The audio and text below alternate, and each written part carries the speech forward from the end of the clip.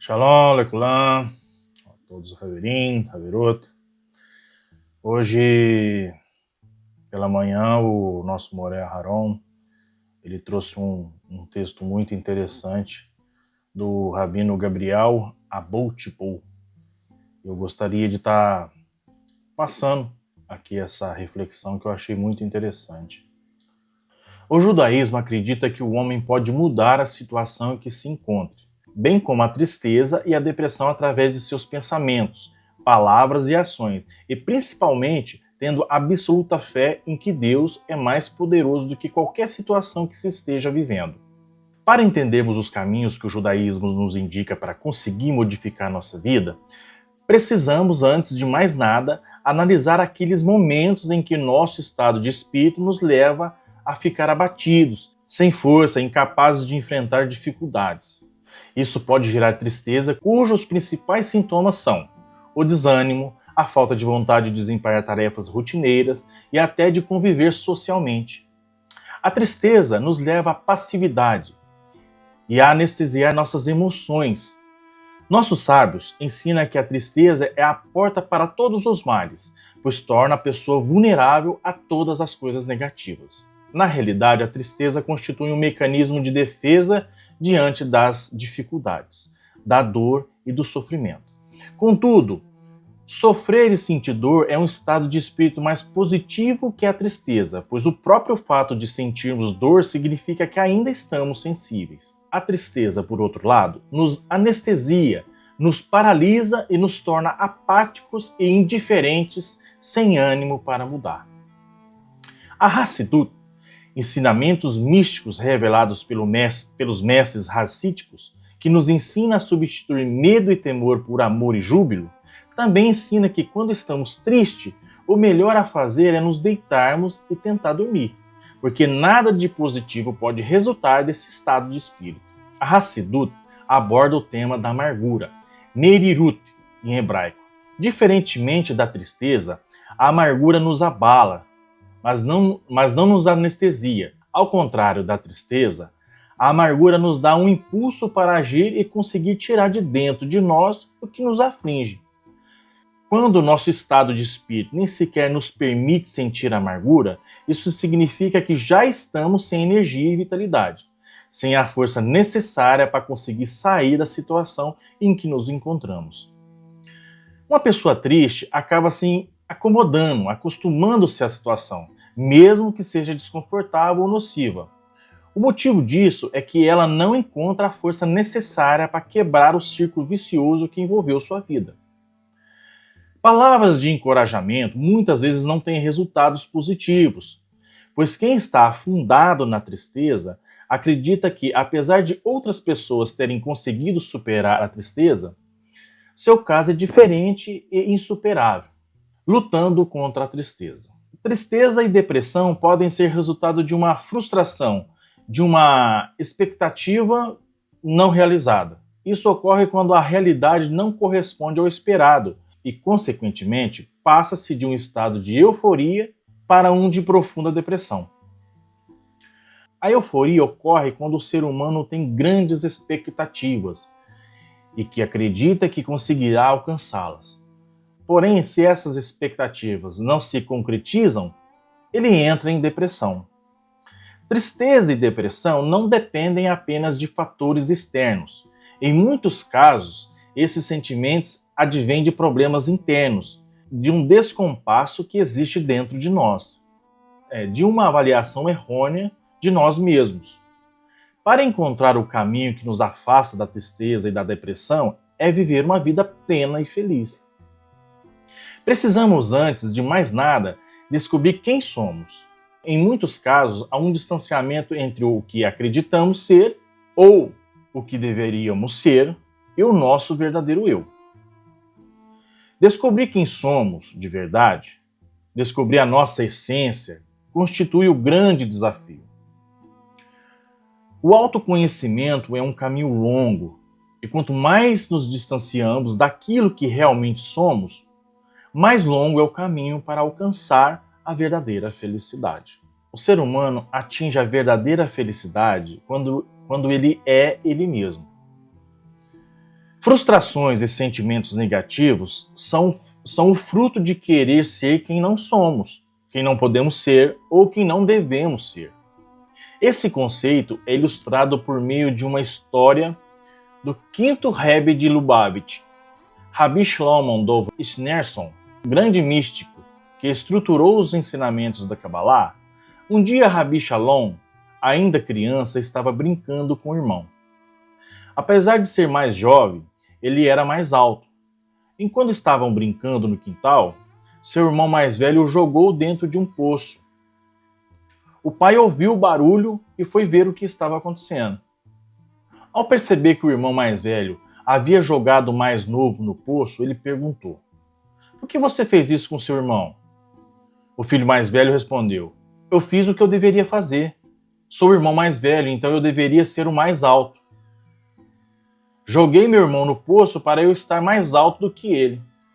O pai respondeu: "Meu filho, vou lhe ensinar uma lição muito importante. Se você quer ser mais alto do que os outros, suba na cadeira ou na mesa em vez de jogar as outras pessoas no buraco." A lição dessa história é que o ser humano que deseja ser mais alto do que os outros, isto é, superá-los, deve agir para alcançar isso sem diminuir os demais. Há pessoas que tentam se sobressair diminuindo os outros. Isso não nos levará a nada. Em vez disso, o ser humano deve procurar ele mesmo evoluir e crescer em vez de depreciar os demais. Dessa forma, seu crescimento será real e consistente. Em muitos casos, quando se avalia o valor de uma pessoa, o único critério é o de suas posses. Mas será que uma pessoa pode ser medida pelo que possui? Será que não somos nada além do que possuímos? É importante ressaltar que o judaísmo, diferentemente de algumas religiões, não ensina que o ser humano deva abrir mão ou deixar de usufruir de bens materiais. O sustento e os elementos materiais da vida são importantes e significativos. Contudo, o que o judaísmo ensina é que o físico e o material não constituem o mais importante. O dinheiro e as posses não devem ser o objetivo máximo da vida, mas um dos meios para se viver de forma significativa. Bens materiais são necessários, sim, entre outros. São uma das formas de se poder ajudar muitas pessoas. Mas o valor do ser humano não pode ser medido por quanto ele possui. Quanto mais tempo passamos buscando ter e não ser, mais distante ficamos do nosso objetivo. Ser aquilo que realmente somos é cumprir a missão que nos é incumbida ao vir para este mundo material. Saber e conhecer o nosso valor é a verdadeira fonte de satisfação e felicidade. Se nossa felicidade depende do ter em vez do ser, o ter nunca nos bastará. Por outro lado, quando o ser constitui a fonte da felicidade interna do ser humano, ele terá a força e a capacidade para enfrentar as adversidades da vida, pensando positivo. Nossos sábios ensinam que o perigo que leva à depressão e à tristeza habita dentro de nós, e não fora de nós. Às vezes podemos sentir-nos sem chão, sem uma estrutura sólida. Isso gera sentimentos negativos. Contudo, na maioria dos casos, o problema não reside onde vivemos e nem advém das ações de outras pessoas, mas se encontra em nós mesmos. O problema está na insatisfação que sentimos na perda de significado de nossa vida. Como podemos transformar isso? Transformamos isso quando sabemos quem somos e por meio do otimismo. O verdadeiro segredo do poder da mente, o que chamamos de força do pensamento positivo, é o otimismo.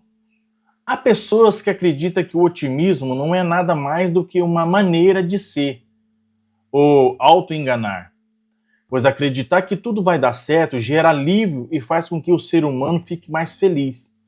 Mas a importância do otimismo vai muito além disso.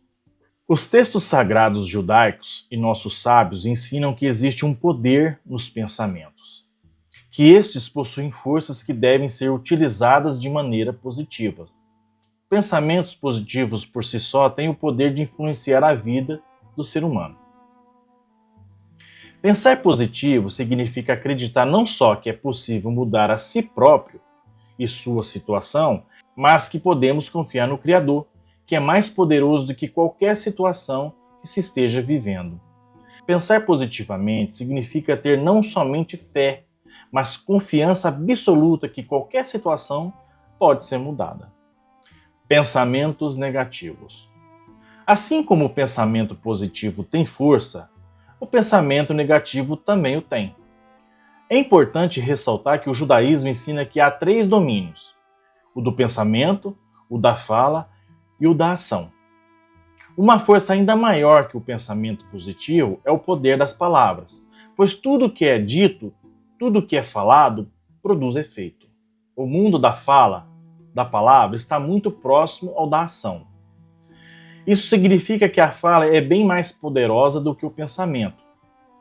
Quando se verbaliza um pensamento negativo, este assume uma força maior do que se nunca tivesse sido enunciado pelos lábios. Forças negativas são invocadas por meio de palavras negativas, portanto, devem ser evitadas sempre. A própria Torá sempre usa linguagem positiva. Por exemplo, utiliza a expressão aquilo que não é puro, em vez de impuro, aquilo que não é certo, em vez de utilizar a palavra errada ou errado. Nossos sábios também não mediram esforços para sempre se expressar de forma positiva. Por exemplo, quando o Talmud se refere ao cego, usa a expressão Sagi Naor, alguém que tem muita luz. Para falar do cemitério, usa a expressão Beit Ahaim, a casa da vida. Em várias oportunidades, o Rebbe de Lubavitch ensinou que não se deve chamar o hospital de Beit Holim, a casa dos doentes, e sim de Beit Refuah, a casa da cura. É fundamental que o ser humano se habitue a se expressar de forma sagrada, positiva e gentil. Por exemplo, não se deve dizer que as coisas vão de mal a pior, mas sim, poderiam ser melhores.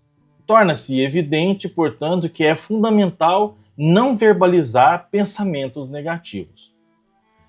Quando surge em nossa mente um pensamento negativo, a primeira coisa a fazer é evitar enunciá-lo, para em seguida descartá-lo mentalmente, procurando controlar a mente. O ser humano está acostumado a pensar negativamente, tanto a respeito de si quanto aos outros. Esse tipo de pensamentos cria círculos viciosos e nocivos, e é imprescindível nos libertarmos deles. Pensar positivo, por outro lado, é um hábito adquirido que requer treino. Devemos aprender a ver as pessoas e acontecimentos de forma positiva. E é importante aprender a ver o mundo sob a perspectiva dos outros. O ser humano que consegue se libertar de um viés negativo e adota uma visão positiva em relação aos demais se beneficia imensamente. Isso porque as ideias contidas em nossa mente influenciam o nosso próprio ser.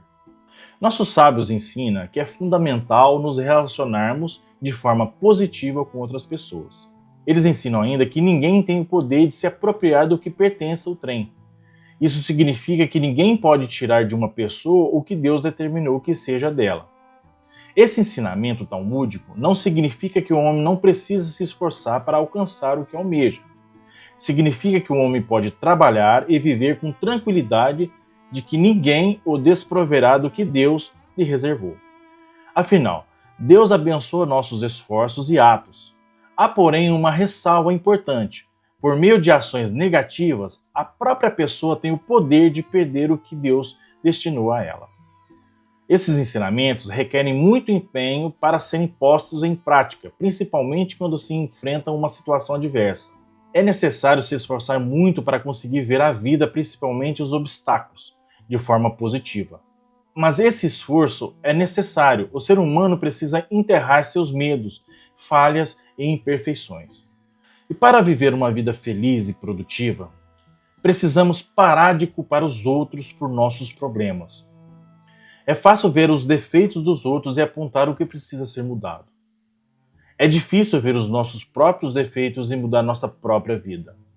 Devemos ser protagonistas e não vítimas de nossa vida. E esse foi um texto do Rabino Gabriel Abou-Tibou. Shalom Lehitraot. Até a próxima.